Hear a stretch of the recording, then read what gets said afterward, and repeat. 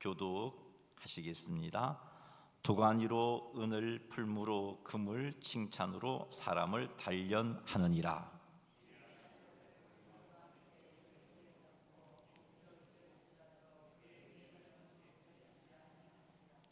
내 양떼의 형편을 같이 봅니다. 내 양떼의 형편을 부지런히 살피며 내 소떼에게 마음을 두라. 아멘. 우리 이 시간도 우리 말씀을 한번 외우는 시간 가지도록 하겠습니다. 중심 되신 그리스도부터 해서 유혹에서 도우심까지 말씀 가지고 교독하는 시간 가지겠습니다.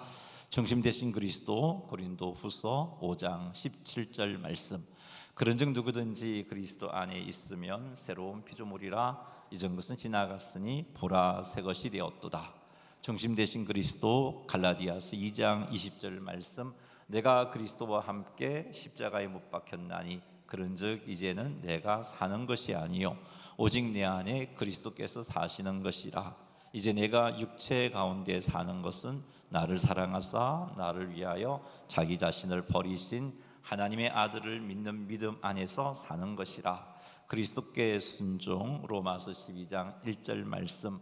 그러므로 형제들아, 내가 하나님의 모든 자비하심으로 너희를 권하노니 너희 몸을 하나님이 기뻐하시는 거룩한 산 제물로 드리라. 이는 너희가 드릴 영적 예배니라. 그리스도께 순종, 요한복음 14장 21절 말씀. 나의 계명을 지키는 자라야 나를 사랑하는 자니 나를 사랑하는 자는 내 아버지께 사랑을 받을 것이요 나도 그를 사랑하여 그에게 나를 나타내리라. 말씀 디모데후서 3장 16절 말씀.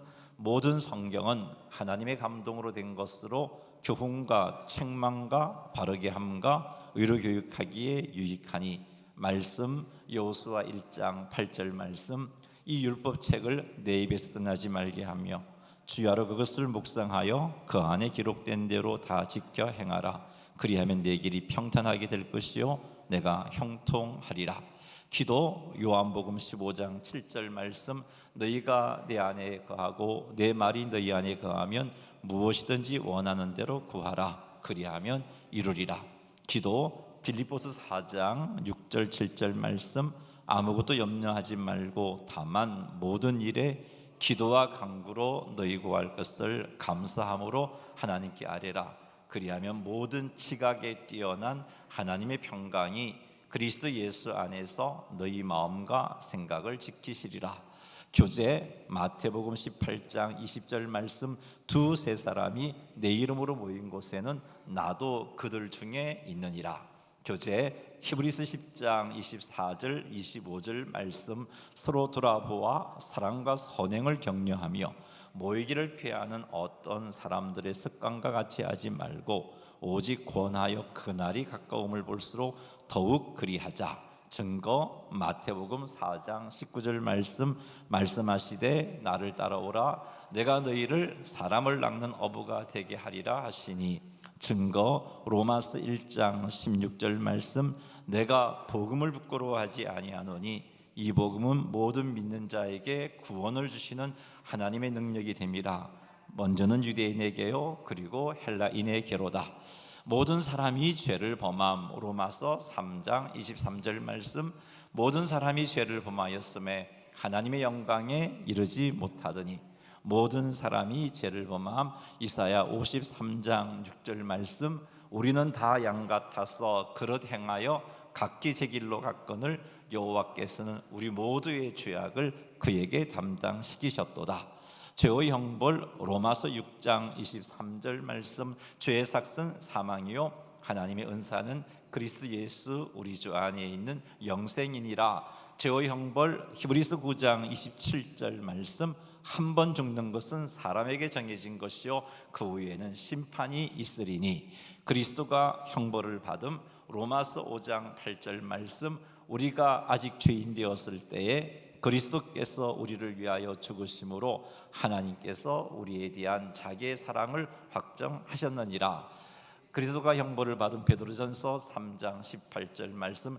그리스도께서도 단번에 죄를 위하여 죽으사 의인으로서 불의한 자를 대신하셨으니 이는 우리를 하나님 앞으로 인도하려 하심이라. 육체로는 죽임을 당하시고 영으로는 살리심을 받으셨으니 선행으로 구원받지 못함. 에베소 2장 8절 9절 말씀, 너희는 그 은혜에 의하여 믿음으로 말미암아 구원을 받았으니 이것은 너희에게서 난 것이 아니요 하나님의 선물이라. 행위에서 난 것이 아니니 이는 누구든지 자랑하지 못하게 함이라. 선행으로 구원받지 못함. 디도서 3장 5절 말씀, 우리를 구원하시되 우리가 행한 바 의로운 행위로 말미암지 아니하고 오직 그의 긍휼하심을 따라 중생의 씻음과 성령의 새롭게 하심으로 하셨나니. 그리스도를 모셔야 함. 요한복음 1장 12절 말씀, 영접하는 자 곧 그 이름을 믿는 자들에게는 하나님의 자녀가 되는 권세를 주셨으니 그리스도를 모셔야 함. 요한계시록 3장 20절 말씀, 볼세어다 내가 문 밖에 서서 두드리노니 누구든지 내 음성을 듣고 문을 열면 내가 그에게로 들어가 그와 더불어 먹고 나와 더불어 먹으리라. 구원의 확신, 요한일서 5장 13절 말씀, 내가 하나님의 아들의 이름을 믿는 너희에게 이것을 쓰는 것은 너희로 하여금 너희에게 영생이 있음을 알게 하려 함이라. 구원의 확신, 요한복음 5장 24절 말씀, 내가 진실로 진실로 너희에게 이르노니 내 말을 믿고 또 나 보내신 이를 믿는 자는 영생을 얻었고 심판에 이르지 아니하나니 사망에서 생명으로 옮겼느니라. 성령, 고린도전서 3장 16절 말씀, 너희는 너희가 하나님의 성전인 것과 하나님의 성령이 너희 안에 계시는 것을 알지 못하느냐.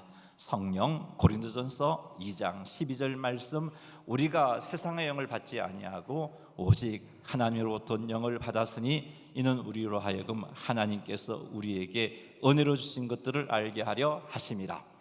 능력, 이사야 41장 10절 말씀, 두려워하지 말라 내가 너와 함께함이라. 놀라지 말라 나는 내 하나님이 됨이라. 내가 너를 굳세게 하리라. 참으로 너를 도와주리라. 참으로 너를 나의 의로운 오른손으로 붙들리라. 능력, 빌립보서 4장 13절 말씀, 내게 능력 주시는 자 안에서 내가 모든 것을 할 수 있느니라. 성실, 예레미야 애가 3장 22절 23절 말씀, 여호와의 인자와 긍휼이 무궁하심으로 우리가 진멸되지 아니함이니이다. 이것들이 아침마다 새로우니 주의 성실하심이 크시도소이다. 성실, 민수기 23장 19절 말씀, 하나님은 사람이 아니시니 거짓말을 하지 않으시고 인생이 아니시니 후회가 없으시도다. 어찌 그 말씀하신 바를 행하지 않으시며 하신 말씀을 실행하지 않으시랴. 평안, 이사야 26장 3절 말씀, 주께서 심지가 견고한 자를 평강하고 평강하도록 지키시리니 이는 그가 주를 신뢰함이니이다. 평안, 베드로전서 5장 7절 말씀, 너희 염려를 다 주께 맡기라 이는 그가 너희를 돌보심이라. 공급, 로마서 8장 32절 말씀, 자기 아들을 아끼지 아니하시고 우리 모든 사람을 위하여 내주시니까 어찌 그 아들과 함께 우리에게 모든 것을 주시지 아니하겠느냐. 공급, 빌립보서 4장 19절 말씀, 나의 하나님이 그리스도 예수 안에서 영광 가운데 그 풍성한 대로 너희 모든 쓸 것을 채우시리라. 유혹에서 도우심, 히브리서 2장 18절 말씀, 그가 시험을 받아 고난을 당하셨은즉 시험 받는 자들을 능히 도우실 수 있느니라. 유혹에서 도우심, 시편 119편 9절 11절 말씀, 청년이 무엇으로 그의 행실을 깨끗게 하리까. 주의 말씀을 지킬 따름이니이다. 내가 주께 범죄하지 아니하려 하여 주의 말씀을 내 마음에 두었나이다. 아멘. 수고하셨습니다. 자, 오늘도 잠언 말씀을 통해서 또 하나님의 지혜를 살필 겁니다. 오늘 이 말씀을 통해서 또 하나님께서 기뻐하신 삶을 살아가는 그 지혜를 깨닫게 되고 그 지혜로 말미암아 또 하나님 앞에 온전히 서는 성도님들이 다 되시기를 주님의 이름으로 축복합니다. 잠언 27장 21절 말씀 같이 한번 읽어보겠습니다. 도가니로 은을, 풀무로 금을, 칭찬으로 사람을 단련하느니라. 아멘. 도가니는 금속을 정제하는 도구입니다.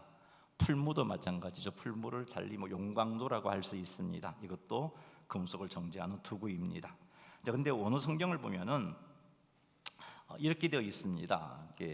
은을 위한 도가니, 금을 위한 풀무, 사람을 위한 그의 칭찬, 이렇게 되어 있어요. 이게 시다 보니까 이게 우리 기억개정처럼 칭찬으로 사람을 단련하느니라, 그런 단련한다는 단어가 없어요.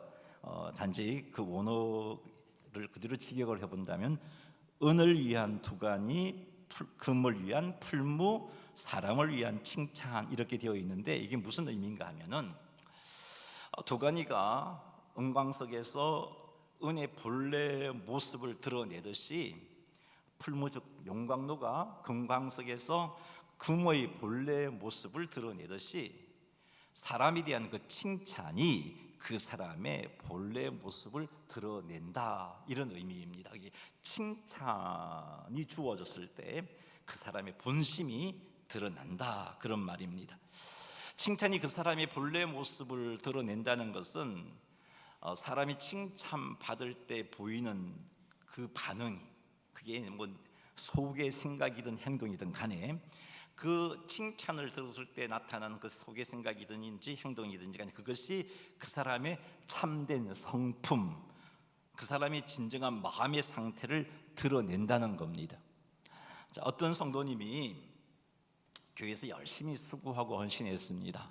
근데 그 열심히 수고하고 헌신한 것이 참 많은 이들에게 유익도 끼쳤고 그 헌신과 그 수고로 말미암아 교회가 부흥하게 되었습니다. 그래서 이것을 가지고 많은 사람들이 그렇게 그 집사님에게, 그 성도님에게 칭찬합니다. 성도님이 너무너무 잘 사명을 잘 감당해줘서 우리가 이렇게 위로도 받고 우리가 우리 교회가 이렇게 부흥했습니다 라고 칭찬을 했을 때 그 성도님이 겉으로는 아니라고 하면서도 만일 속으로 나는 다른 사람에게 없는 사명을 감당할 수 있는 능력과 지혜와 경험이 있어서 그렇게 감당한 것이라고 그렇게 우쭐거린다면 이 사람에게서 칭찬은 그 사람이 감춰져 있었던 교만을 드러내게 만들어 버린 거죠. 이런 의미예요. 칭찬이 그 사람을 드러낸다. 이제 그 사람에 대한 칭찬의 의미가 그런 겁니다. 칭찬을 받아도 모든 것이 하나님의 은혜입니다라고 말하며 진심으로 하나님께 영광을 돌리고 또 주변 사람들이 열심히 도와주었기 때문에 하나님의 은혜 때문에 이렇게 좋은 결과가 나왔습니다 하면서 진심으로 그렇게 하나님을 드러내고 하는 사람은 그 칭찬이 주어졌을 때 정말 하나님 앞에 겸손한 자구나 하는 것이 드러나게 되는 거죠. 그런 의미에서 사람에 대한 칭찬, 도가니가 은을 위한 도가니, 금을 위한 풀무, 사람을 위한 칭찬, 이런 21절의 말씀이 되어지는 겁니다. 칭찬은 이렇게 사람의 본래 모습을 드러나게 하는 겁니다. 사랑하는 성도 여러분, 여러분은 칭찬받을 때 여러분 마음속에 어떤 생각을 하십니까? 여러분 칭찬을 들었을 때 더 인정받고 싶은 생각이 드십니까? 아니면 그 칭찬을 통해서 하나님께 더 감사드리고 싶은 그런 마음이 생깁니까? 칭찬을 들었을 때 교만한 내 모습이 드러난다면 우리는 그것에 대해서 하나님께 회개해야 할 겁니다. 그냥 평소에는 몰랐는데 누군가가 나에게 칭찬해 주었을 때 내 속에서 교만이 꿈틀거리고 있는 모습이 드러난다면, 칭찬은 내 모습을 보게 하니까 그런 모습이 드러난다면 우리는 하나님께 회개해야 할 것입니다. 고대 유대 랍비들은 그렇게 행동했답니다. 길을 가다가 누군가가 그 랍비를 칭찬하면은 그 랍비들은 집에 들어가서 먼저 회개를 했다고 해요. 왜냐하면 칭찬함으로 자기가 자기 모습을 돌아보니까 그 안에 있는 교만이 드러났기 때문에 하나님 앞에 회개했다라고 그렇게 이야기를 하고 있습니다. 그러니 여러분, 칭찬을 들었을 때 그 칭찬을 듣게 된 상황이 하나님의 은혜의 결과이다 하는 것들을 분명하게 고백할 수 있어야 합니다. 입으로만 고백하지 말고 진심으로 하나님이 하신 것임을 고백해야 합니다. 그리고 그 일을 잘 감당할 수 있게 은혜를 주신 하나님께 우리는 감사해야 합니다. 누군가로부터 칭찬을 들었을 때 우리는 그 사람에 대해서 감사합니다 라는 말과 함께 반드시 적어도 마음속으로라도 이 모든 것이 하나님의 은혜입니다 라고 고백하시기 바랍니다. 하나님의 은혜 때문에 이렇게 되었어요. 겉으로 드러내면 더 좋겠지만 상황이 그렇지 못하면 적어도 마음속으로라도 이 모든 게 하나님의 은혜 때문입니다. 하나님의 은혜 때문에 이렇게 되었어요. 하나님의 은혜 때문에 내가 헌신할 수 있었고 그 헌신의 열매가 맺힌 거예요.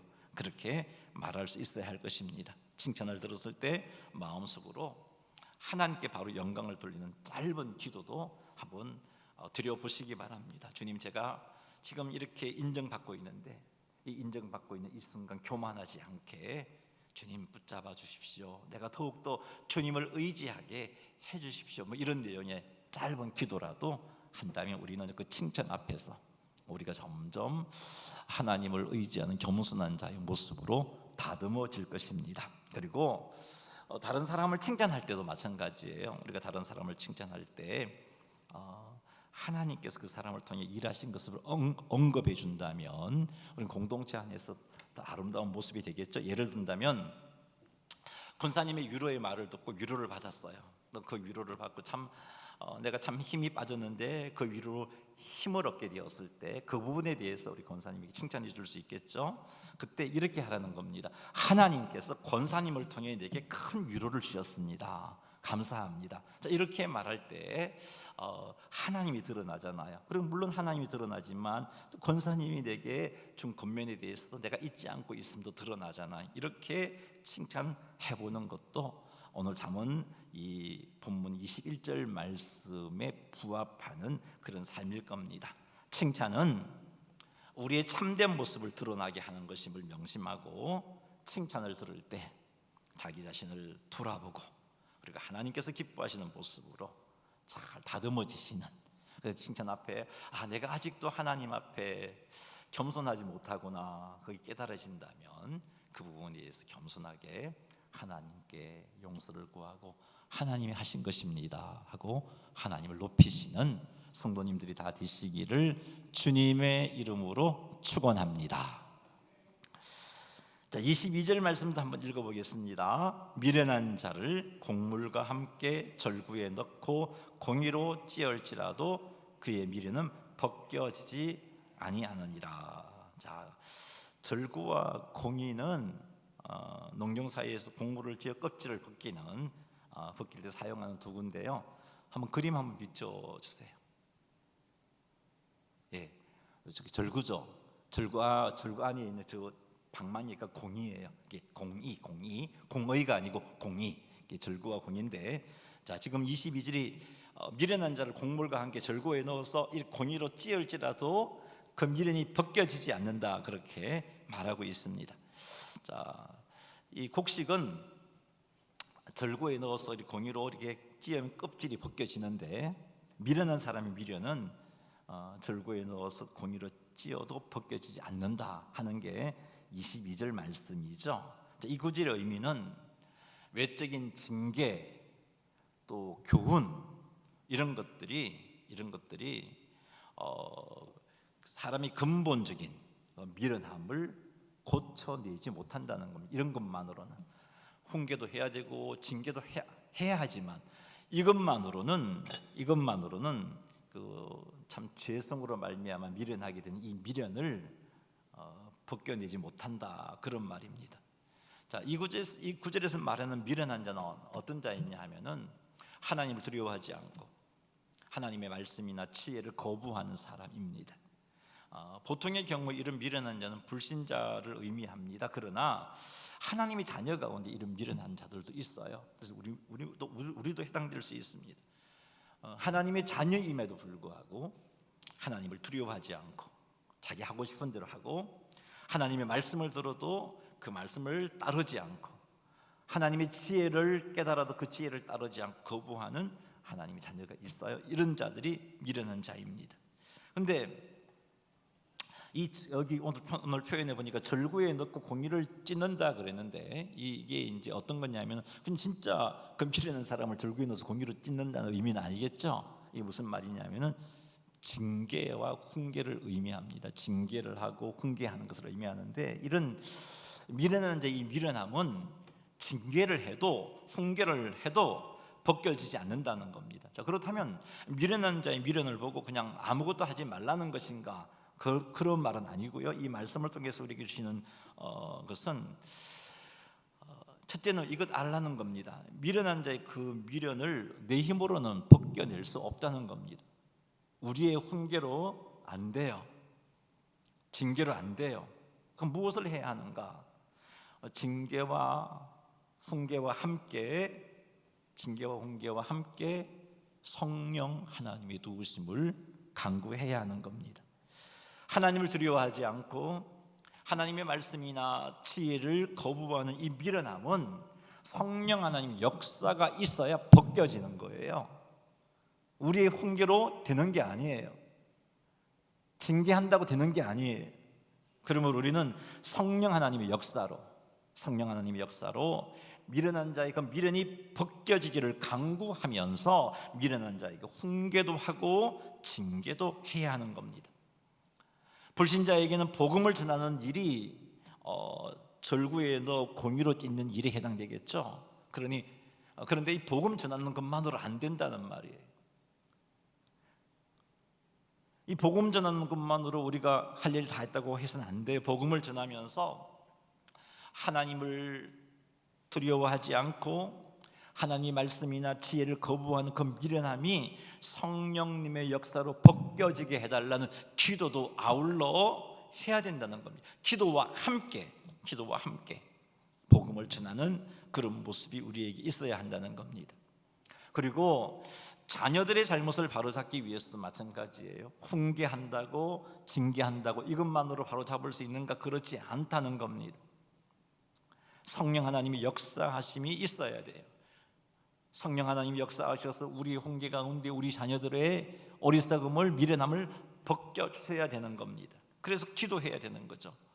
훈계와 징계만으로 할 게 아니라 그것도 하나님 은혜 가운데 하면서 기도해야 하는 겁니다. 뿐만 아니라 우리 자신도 적용해 볼 수 있는데, 우리 자신의 미련함이 벗겨질 수 있도록, 우리도 하나님이 자녀임에도 불구하고 우리가 미련할 수 있다 그랬잖아요. 우리의 미련함도 벗겨질 수 있도록 하나님의 말씀을 통한 교훈과 또 하나님 주시는 징계를 통해서 성령님께서 역사해 주시기를 우리는 기도해야 할 겁니다. 이렇게 해서 우리의 태신자, 우리의 자녀, 그리고 우리 자신이 성령 하나님의 역사로 말미암아 미련함을 벗고 하나님을 온전히 믿고 의지하게 되는 그런 은혜가 우리 가운데 충만하게 되기를 주님의 이름으로 축원합니다. 23절 말씀 읽겠습니다. 내 양떼의 형편을 부지런히 살피며 내 소떼에게 마음을 두라. 아멘. 자, 이 말씀은 단순히 목축업에 관한 그런 지혜를 주는 말씀이 아니고요. 이 말씀은 삶의 관리와 책임, 그리고 목자의 자세에 대한 영적 리더에 대한, 또 사회적인 리더에 대한 영적인 그런 교훈을 담고 있습니다. 내 양떼의 형편을 부지런히 살피라는 것은 단순하게 관심을 가지라는 말이 아니고 지속적이고 세심한 관리와 돌봄을 하라는 겁니다. 그리고 내 양떼는 무엇을 의미하느냐 하느냐, 하나님께서 맡겨주신 가정도 내 양떼고, 교회도 내 양떼고, 하나님께 맡겨주신 성도도 내 양떼고, 직장도 내 양떼가 되어줄 수 있습니다. 따라서 양떼의 형편을 부지런히 살피라는 것은 가정과 교회와 성도와 직장 등 모든 영역에서 게으르지 않고 책임을 다하라는 명령이기도 합니다. 내 소떼에게 마음을 두라는 것은 그 하나님께 맡겨주신 이 양떼를 살필 때 의무감으로 하지 말고, 내가 가장이니까 그렇게, 내가 직분자니까, 그렇게 리더니까 그렇게 의무감으로 감당하지 말고 진심과 사랑을 담아서 사역하라는 그런 의미로 마음을 두라고 하고 있는 겁니다. 겉만 보지 말고 속도 살피라는 겁니다. 양떼나 속떼의 형편을 겉으로는 멀쩡해 보여도 속에서는 병들 수 있단 말이에요. 가정의 모습이 겉으로는 화목하게 보일는지 몰라도 그 속에서 내 자녀들이, 내 배우자가 병들어 갈 수 있단 말이에요. 교회 안에서도 마찬가지고, 그래서 속을 돌아보기 위해서는 마음을 두어야 된다라고 말씀하고 있는 겁니다. 그러므로 가정과 교회와 성도와 직장도 모든 영역에서 우리는 의무감으로 감당하지 말고 진심과 사랑을 담아서 살펴야 한다는 것이 오늘 이 말씀에 주시는 교훈입니다. 이 말씀을 가지고 몇 가지 적용해 보겠습니다. 교회 안팎에서 하나님께서 내게 맡겨주신 사람들이 있는데 그들의 형편을 나는 살피고 있는가? 셀 식구들, 주일학교 선생님들에게 있어서는 주일학교 학생들, 새가족들, 또 우리 연세 많으신 우리 성도님들, 교회 안에서 우리에게 맡겨주신 하나님의 사람인 거죠. 교회 밖에서는 또 누가 있느냐 하면 부모님도 계시고 배우자도 있고 자녀들, 형제들, 직장 혹은 학교 동료들, 교회 밖에서 하나님께서 나에게 맡겨주신 사람들입니다. 이들에 대해서 여러분은 어떻게 대하고 있습니까? 이들의 형편을 살피고 있습니까? 이들을 마음에 품고 기도하고 있습니까? 이들이 혹 힘들어하는 것은 없는지 살피고 있습니까? 사랑하는 성도 여러분, 하나님께서 우리에게 맡겨주신 그 영혼을 부지런히 살피고 이들에게 마음 주시기를 주님의 이름으로 축원합니다. 나의 직분, 나의 사역, 나의 가정, 나의 재정, 나의 시간, 이거 하나님께서 나에게 맡기신 것이죠. 이것도 마찬가지. 이것도 그냥 흘러가는 대로 내버려 두지 말고 점검하고 구체적인 관리 계획도 세우고 하는 모습이 있어야 돼요. 선한 청지기로서 하나님께서 맡겨주신 것들을 잘 감당하기 위해서 구체적인 계획을 세워야 하는데 그렇게 하고 있는지, 그냥 흘러가는 대로 그냥 내버려 두고 있는지, 우리 하나님 앞에 하나님께로부터 받은 이것들을 잘 감당할 수 있게 해달라고 우리는 기도해야 할 것입니다. 지혜도 구해야 하고 하나님께서 기뻐하시는 방향으로 감당할 수 있도록 하나님의 인도도 구하시기 바랍니다. 사랑하는 성도 여러분, 하나님께서 맡겨주신 영혼들의 영적 상태에 대해서 우리는 좀 마음을 두고 기도해야 되는 거예요. 셀 리더들은 셀 식구들에게, 우리 선생님들은 맡겨주신 영혼들에게 마음을 두고 기도함이 있어야 된단 말이죠. 그리고 교회 공동체라는 게 그런 겁니다. 서로, 우리 로마서 지난 주일 라디베 시간에 또 말씀을 드렸는데 피차 주고받으면서 양육되어지도록 하나님 모아놓으신 게 교회 공동체란 말이에요. 그래서 신앙생활 하다 보면은 하나님께서 보여주시는 지체들의 연약한 부분들, 필요한 분들이 있다는 것은 그들을 하나님이 섬기라고 그거 보여주신 거란 말이죠. 그래서 그들을 정말 내가 마음을 두고 살피는 모습이 있는지 우리는 한번 돌아보아야 할 것입니다. 서로 돌아보며 사랑과 선행을 격려하는 모습이 있어야 되는 거고, 지체들의 영적 성장을 위해서 기도하며 성령님 감동을 따라서 섬기는 섬김들이 있어야 하는데 있는지 한번 돌아보는 거죠. 몇 번 기도하고 섬기다가 변하지 않는다고 힘들어 못하겠다고 실망하고 포기해서는 안 된다는 거죠. 계속해서 지속하여 마음을 두고 살피는 것이 오늘 잠언이 우리에게 도전하시는 하나님의 말씀입니다. 기억하시기 바랍니다. 하나님께서는 우리들이 하나님께서 맡겨주신 사람들을 부지런히 살피고 그들에게 마음 두기를 원하십니다. 이런 하나님의 원하심을 쫓아서 부지런히 살피고 마음 두는 삶을 살아서 우리 하나님 앞에 섰을 때 칭찬 듣는, 착하고 충성된 중이라고 칭찬 듣는 성도님들이 다 되시기를 주님의 이름으로 축원합니다.